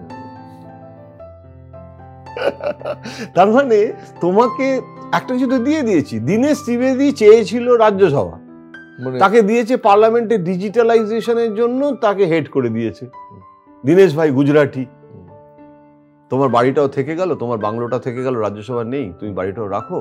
তোমার आपके लिए हम बहुत बड़ा एक प्रोजेक्ट दे रहा हूँ, पूरा डिजिटलाइजेशन पार्लियामेंट, ये आपको लेना ही पड़ेगा दिनेश भाई, करना ही पड़ेगा। দীনেশ দা ডিজিটাল লাইব্রেরিতে এক কোণে বসে আছে, তার কাজ হচ্ছে পার্লামেন্টের সমস্ত যেগুলো ম্যানুয়াল এতে আছে আর্কাইভ, সেগুলোকে ডিজিটালাইজেশন করার হচ্ছে চেয়ারম্যান। আচ্ছা, একটা কথা বলো, জয়া বচ্চনের সঙ্গে মোদির সম্পর্ক কেমন? অমিতাভের মতো নয়, অমিতাভের মতো মানে অমিতাভের সঙ্গে এত ভালো সম্পর্ক। অমিতাভকে আমরা দেখেছি গুজরাট ট্যুরিজমের হয়ে, মোদির হয়ে, মোদি তখন গুজরাটের মুখ্যমন্ত্রী, ফিল্ম করতে, সেটা খুব জনপ্রিয় হয়েছিল, চারদিকে ছড়ানো হয়েছিল, ভালো সম্পর্ক। কিন্তু অমিতাভ বচ্চন ভারতরত্ন পাননি, যে জন্য মমতা ব্যানার্জি লাস্ট ফিল্ম ফেস্টিভ্যালে বলেছিলেন অমিতাভ বচ্চনকে ভারতরত্ন দেওয়া হোক। এটা কারণটা? ভারতরত্নটা আমি জানি না, এখনো পাওয়ার সময়ও আছে, সেটা আমাকে আর একটু খোঁজ নিতে হবে। কিন্তু জয়া অমিতাভের ব্যাপারে আমি একটা কথা বলতে পারি যে আমি দিল্লিতে যেহেতু জয়া রাজ্যসভায় ছিলেন, এবং জয়ার যে ইন্টারপার্সোনাল রিলেশন, কথাবার্তা, তারপরে এই জনসংযোগের তো একদম মানে কোনো ব্যাপারই নেই, এবং কাকে কি বলে দেন এ করে দেন। যদিও আবার মাঝে মাঝে খুব ভীষণ মাতৃসুলভ ভাব দিয়ে নাড়ু ফাড়ু নিয়ে আসতো, আমাদের খাওয়াতো পার্লামেন্ট সেন্ট্রাল হলে, সেটা একটা ভালো দিকও ছিল। আর অমিতাভ এবং জয়া এটা কিন্তু সিনোনিমাস নয়, এরকম একটা পারসেপশনও আছে। তার ফলে অমিতাভকে খুশি করাটা মোদির জন্য প্রয়োজন এবং অনেক বেশি জরুরি দেন মোদির সঙ্গে অমর সিং এর ভালো সম্পর্ক ছিল, খুব খারাপ ছিল না কিন্তু, কেননা অমর সিং তো প্রচন্ড নেগোশিয়েবল চরিত্র, মানে অমর সিং ওদের অনেক ব্যাপারে সাহায্য করেছে এবং Amar Singh was very close to প্রথমে কে বিড়লাদের, তারপরে আম্বানিদের। তার ফলে ও একটা কর্পোরেট জগতে ওকে খুব একটা ওরা এই হিসেবে নিত না, মানে পলিটিক্যাল রাইভাল নিত না, বরং মুলায়মের সাথে কথা বলার দরকার হলে বা কিছু হলে অমর সিং করতো সেসব, একটা ট্র্যাক টু থাকতো। কিন্তু অমিতাভের ব্যাপারে তুমি কথা বলতে বলতে আমার এখন মনে হলো যে এটা সেই রিপোর্টারদের হয় না, আরো এটা আমি পরে কোয়ারি করব ভারতরত্নটা। কিন্তু অমিতাভের সাথে সম্পর্কটা ভালো, কিন্তু কিরকম জানো তো, যেরকম মুকেশ আম্বানি মোদি, এই রিলেশনশিপটা না আমি বলি, মানে আমি আমার যা মনে হচ্ছে আমি পরিষ্কার বলে দিচ্ছি, আমি ঢাক ঢাক গুড়গুড় না করে, কেননা আমি তো এখন ভার্চুয়ালি রিটায়ার্ড জার্নালিস্ট ধরে নিতে পারো। সেটা হচ্ছে যে মুকেশ গুজরাটি, মোদি গুজরাটি, ওই যে গুজরাটি অস্মিতা, আডানি অনেক অল্প বয়স, এবং আডানিটা কিরকম, যখন ইন্দিরা গান্ধীর সময় টাটা বিড়লাদের সাথে যে ইন্দিরার যে রিলেশন, সেটা রেসপেক্টেবল, মিউচুয়াল, এ সমস্ত, কিন্তু সেখানে আম্বানি কিন্তু ইন্দিরার কাছে অনেক বেশি মানে বাচ্চা তখন ধীরুভাই, সুতরাং ধীরুভাইকে এগিয়ে দিচ্ছে। কিন্তু আডানিটা অনেক জুনিয়র এবং অনেকটা, সেও গুজরাটি, তারে সে বাচ্চা। কিন্তু মুকেশ এবং মানে মোদি, এটা তো অ্যাট পার একটা ব্যাপার, হাম্বি মিলিটারি তো তুম্বি মিলিটারি। এখন এইটা না অনিল আম্বানির সাথে প্রবলেমটা হয়নি, এবং ভাইব্রান্ট গুজরাটে যখন প্রথম প্রধানমন্ত্রী হওয়া উচিত, এই কথাটা কিন্তু অনিল বলেছিল, ওই একই দিনে দাদাও ছিল ডায়াসে, আমি ছিলাম সেদিন। মুকেশ কিন্তু never said that he will be the next prime minister, মুখ দিয়ে বের করেনি কথাটা, অথচ যেত, আমি দেখেছি মুকেশকে বসিয়ে রাখতো, দারুণ ভালো সম্পর্ক, দারুণ ভালো সম্পর্ক, দারুণ ভালো সম্পর্ক, কিন্তু মুকেশকে বসিয়েও রাখতে পারে কিন্তু ভিজিটার্স রুমে একটু 15 মিনিট, মানে এটা হচ্ছে একটা অদ্ভুত ক্যারেক্টার, মানে দারুণ সম্পর্ক, দারুণ রিলেশন। আমি এটা কেন বললাম যে অমিতাভের ক্ষেত্রেও না, অমিতাভটা হচ্ছে একটা রেসপেক্টেবল চরিত্র, এবং ওই যে দেখা করলো, রামমতে কথা বললো, মেসেজ দিল, কিন্তু ব্যক্তিগত বন্ধুর স্তরে অমিতাভ মোদি কিন্তু নেই। মোদির বন্ধু কারা? বন্ধু হয়তো কেউই নেই রাজনীতি নেতাদের, কিন্তু এই যে ফিল্মেরও বেশ কিছু নেতা বা কিছু ফিল্ম স্টার আছে যারা পুরুষ মহিলা একটা জিনিস অদ্ভুত, একটা বন্ধুত্ব হয়, আড্ডা মারে, তাদের সাথে আড্ডা মারতে। নতুন যে সংসদ ভবন হলো, তুমি নিশ্চয়ই দেখেছো, তার ভয়েস ওভারটা করেছেন শাহরুখ খান। আনইউজুয়াল, এই ধরনের ভয়েস ওভার সবসময় অমিতাভ বচ্চনের জন্য এরকম কণ্ঠস্বর, শাহরুখ খানের সঙ্গে শুরুতে কিন্তু গান্ধীদের অনেক বেটার সম্পর্ক ছিল দেন মোদি এখনো, অথচ সংসদ ভবনে কিন্তু ভয়েস ওভারটা শাহরুখ খান না। শাহরুখের দিক থেকেও আমি যেটা শুনেছি, পলিটিক্যাল সোর্স, তোমার মতো তো আমার বলিউড সোর্স এবং নেই, যেটা শুনেছি শাহরুখের দিক থেকেও কিন্তু, বিশেষ করে ওর ছেলেকে ঝামেলাটা হওয়ার পর ও যেটা করেছে যে একটা কারেকশন, মানে ফল্ট লাইন রিপেয়ার তো একটু করেছে কিন্তু, মানে তাতে কিন্তু। আর মোদির বিজেপিরও একটা স্টাইল আছে যে প্রথমে একটা আক্রমণাত্মক হয়, তারপরে নেগোসিয়েশনে আসে, এটা একটা অদ্ভুত স্টাইল।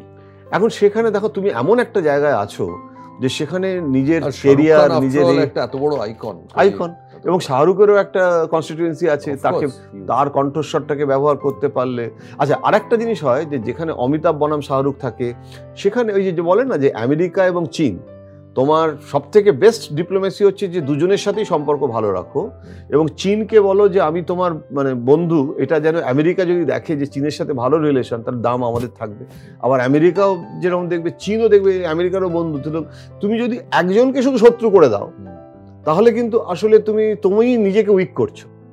সুতরাং অমিতাভ এবং শাহরুখ আইডিয়াল কিন্তু মোদির জন্য হচ্ছে দুজনের সাথেই সম্পর্ক রাখা, যাতে আর কি যখন যাকে যেরকম প্রয়োজন হবে ব্যবহার করতে পারে। শাহরুখ আসলে প্রথম দিকটাতে কিছুটা অ্যাক্টিভিস্ট সুলভ বিহেভিয়ার করেছে, এবং সেটা আমার মনে হয় যতটা না সেকুলারিজমের জন্য, তার থেকে বেশি ওই হয় না যে কিছু লোক যারা বেশি মোদি ভক্ত হলো ফিল্মের, যাদের সাথে হয়তো শাহরুখের যোগাযোগ ভালো নয় আর কি বলছি, মানে তারা মোদির, তাতে হয় কি আমি জানি না এটা 3 খানের গল্প আছে কিনা, আমির খানও খুব ঘনিষ্ঠ নয়, কিন্তু সালমান কিন্তু ভেরি ক্লোজ, আমি জানি সালমানকে খুব পছন্দ করে। আরেকটা জিনিস আমায় বলো, আমরা সালমান আসলে আড্ডা মারতে পারে, শেষ দিকে চলে এসেছি প্রায়, মোদি কি জেনুইনলি নেতাজিকে পছন্দ করেন? এটা একটা রাজনৈতিক ডিসিশন, নেতাজির এই যে মূর্তিটা আমরা দেখলাম ইন্ডিয়া গেটে, না নেতাজিকে পছন্দ না করার কোনো নয়, কেননা নেতাজি মূলত অ্যান্টি নেহেরু, অ্যান্টি গান্ধী। ওর যে ন্যারেটিভটা, যে নেহেরুভিয়ান মডেলটাকে বদলানো, সেখানে নেতাজিটা স্যুট করে। সুতরাং নেতাজির সোশ্যালিজমটাকে, এটাতে হয় কি, একটা তো বেঙ্গল একটা ব্যাপারে, কিন্তু শুধু বেঙ্গল নয়, ও নেতাজিকে সামনে নিয়ে এসে, হ্যাঁ, ও যেরকম সর্দার প্যাটেলকে, ঠিক সেরকম ভাবে নেতাজিকে। এখন নেতাজিটা তো ইন্ডিয়া গেট যেটা করলো সেটা একটু পোস্ট প্যাটেল, মমতারা চিৎকার শুরু করলো যে নেতাজি ইগনোরড হচ্ছে, ও তখন সেটা আরো একটু বেশি করলো, এরকম মানে পারদের আছে। কিন্তু ও এসেই যেটা করেছে আইএনএর ডিসক্লোজার, যে আমি ডিসক্লোজ করবো, এ করবো, ওটাও কিন্তু অ্যান্টি নেহেরু। কারণ নেহেরু ওয়ার ক্রিমিনাল যখন ব্রিটিশরা নেতাজিকে করেছে, তখন নেহেরুর মদত ছিল, এরকম সব ইন্টেলিজেন্স রিপোর্ট আছে। সেগুলো যদি গভর্নমেন্ট থাকলে নেতাজির মূর্তি বসতো না, হয়তো বসতো না। এখন কিন্তু এখানে আমি কিন্তু ওই মহাভারতের সিরিয়ালে শুনতাম পরন্তু, একটা পরন্তু আছে। সেই ক্যাভিয়েটটা হচ্ছে যে আইএনএ সবটা কিন্তু মোদিও শেষ পর্যন্ত ডিসক্লোজ করলো না, যে কারণে এই চন্দ্র বোস ফোসরা একটুখানি অসন্তুষ্টই হলো। ওরা চেয়েছিল ফুল করে দাও, হ্যাঁ, দুধ কা দুধ পানি কি পানি।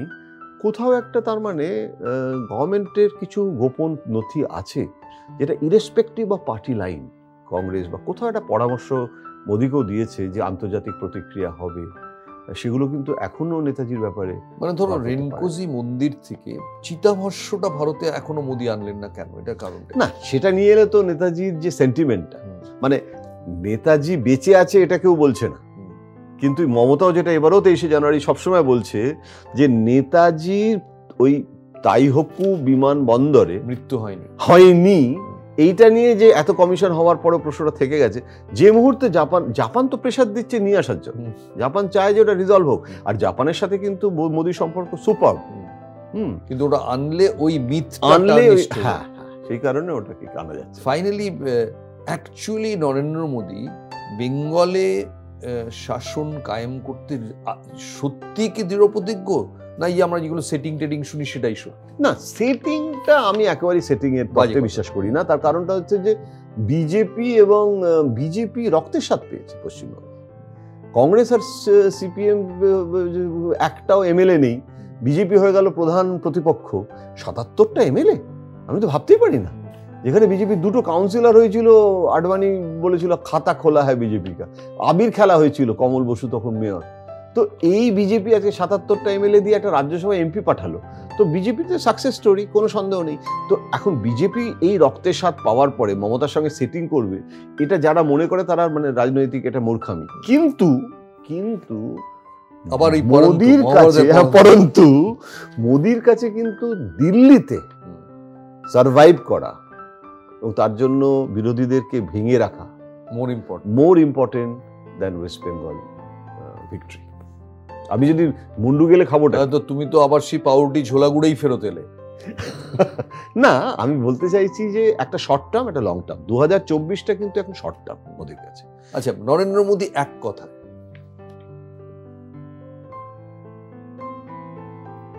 প্রচন্ড দূরদর্শী, আবেগ অনেকটাই বর্জিত, হ্যাঁ, আবেগহীন, দূরদর্শী, আবেগহীন স্ট্র্যাটেজিস্ট নেতা।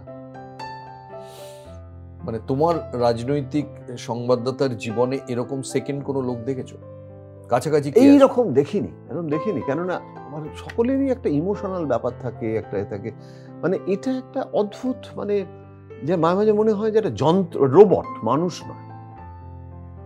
আর সবসময় একটা স্ক্রিপ্টের মতো, ক্যামেরার মতো। শুধু যেটা আমার, ওনাকে আমি প্রচন্ড সম্মান করি ওনার এইটাতে, কিন্তু কোথাও একটা অসহিষ্ণুতা, যেটা অনেক ভাবনা চিন্তা সবাইকে নিয়ে, মানে কতবার আমি শিক্ষামন্ত্রী তখন ধর্মেন্দ্র ছিল, ওই যখন এডুকেশন পলিসি হচ্ছে, অনেক সময় আমাদের সাথে আলোচনা হতো, তো কতবার বলেছি যে রমিলা থাপার যখন বলছে যে একবার রমিলা থাপারের সাথে ধর্মেন্দ্র যদি একটা মিটিং হয় বা ডেকে নিয়ে আসা হয়, ঠিক আছে, লেফটিস্ট অন্যমত, কিন্তু শিক্ষা নীতি নিয়ে যখন ওরা এত বিরোধিতা করছে, বলছে, এবার আলোচনা করলে ক্ষতিটা কি? কিছুতেই করেনি। আরএসএস এর সাথে করেছে। এই একটা জায়গায় কোথাও একটা আমার মনে হয় যে এই যে ভারতবর্ষটাকে এরা বামপন্থীরা আর নেহেরুরা নষ্ট করেছে, কিন্তু আমি যে ভারতটাকে তৈরি করতে চাইছি, সেই ভারতটাতেও ওই স্পেসটা কে আমি বাদ দিয়ে কেন করার দরকারটা কি? তুমি তো লিড করছো, কিন্তু বিদেশে এত জনপ্রিয়তার ব্যাখ্যা কি করবে? না, তার কারণটা হচ্ছে যে ভারতকে সেল করা বিদেশে, সেটা কিন্তু ও যেভাবে করেছে, এবং শুধু সেল নয়, ও কিন্তু প্রচুর সময়ও দিয়েছে বিদেশে, কিন্তু প্রচুর ঘুরেছেও। এখন আমাদের কাছে মনে হতে পারে যে বেড়াতে যাচ্ছে, কিন্তু পরিশ্রম আছে, এরকম কষ্ট করা। এমনকি ও, আমি একটা ঘটনা জানি, প্রণববাবু তখন রাষ্ট্রপতি ছিলেন, প্রণববাবুর সাথে বসলেন যে যেসব জায়গাগুলো প্রণববাবু মোদি যেতে পারছে না, যে দেশগুলোতে, এখন 200টা রাষ্ট্র, সেখানে সব জায়গা তো যেতে পারবে না, কিন্তু নানান রকমের রাষ্ট্র আছে যেগুলোতে হয়তো কোনোদিন ভারত যায়নি। বার করলো যে ভারতের প্রধানমন্ত্রী কোন কোন দেশে আজ পর্যন্ত রিচ আউট করেনি। প্রণববাবুকে বললো আপনি রাষ্ট্রপতি হিসেবে এমন কিছু জায়গায় যান, সব জায়গা থেকে ইনভিটেশন তো আসেই, যেগুলোতে আমি যাচ্ছি না, তাহলে আপনারও যাওয়া হলো। আবার জয়শঙ্কর বিদেশ মন্ত্রী, তাকে বললো যে তুমিও এমন এমন সব জায়গায় যাও। আরে ইস্ট ইউরোপের বহু দেশে আমরা যাইনি কখনো আগে, এত ভেঙে গেল তো রাশিয়া, তারপরে সমস্ত ওই যে বলিভিয়া অমুক, মানে ডিটেইলড ইন্টেন্স প্রিপারেশন, এবং সারাদিন এটাই করেন, আর অন্য কিচ্ছু করে না, সারাদিন ধরে 24/7 এটাই করে। অসাধারণ লাগলো আজকে এই প্রধানমন্ত্রী নরেন্দ্র মোদীর পেছনের কাহিনীগুলো, ব্যাকরুম কাহিনীগুলো, এবং অনেক অনেক অনেক আনটোল্ড স্টোরিজ আজকে শুনলাম জয়ন্তর মুখে। সত্যি এরম অ্যাক্সেস আমার মনে হয় না ভারতবর্ষের খুব কম সাংবাদিকের রয়েছে, যে একেবারে বাড়ির উঠোনের গল্প আমি মন্ত্রমুগ্ধের মধ্যে শুনছিলাম। আমি শিওর আপনাদেরও শুনতে ভালো লাগবে। আজকে পলিটিক্সের গ্রিন রুমে আজকে এখানেই বিদায়। এবং সত্যিই বলছি যে গ্রিন রুম নয়, মাঝে মাঝে শুনতে শুনতে মনে হচ্ছিল যে মঞ্চের একেবারে পাশে দাঁড়িয়ে শুনছি, গ্রিন রুম থেকেও বেরিয়ে এসেছি। আজকের মতো চলি, আবার পরের সপ্তাহে এরকমই কিছু নিয়ে ফেরত আসবো।